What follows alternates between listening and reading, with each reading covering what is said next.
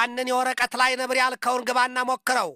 እኛ የምንዋጋው ያንተ ሀገር ከምትመራው የባለ 32ቱ አባል ሀገራቱ ጥምረት ኔቶ ጋር ነው። ያም ቢሆን ግን የተነቃነቀ ጥርሱን እያወለቅን ያቀድነውን እያደረግን ነው። የወረቀት ላይ ነብሩማ አንተና የምትመራው ኔቶ ምን ልትባሉ ይሆን?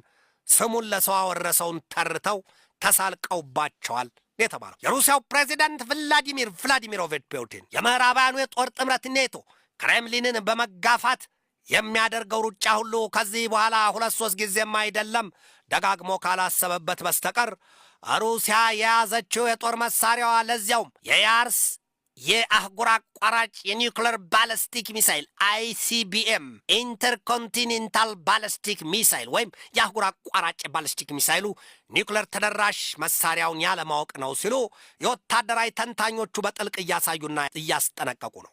አልሰሜን ግባ በለውን ያስታውሷል።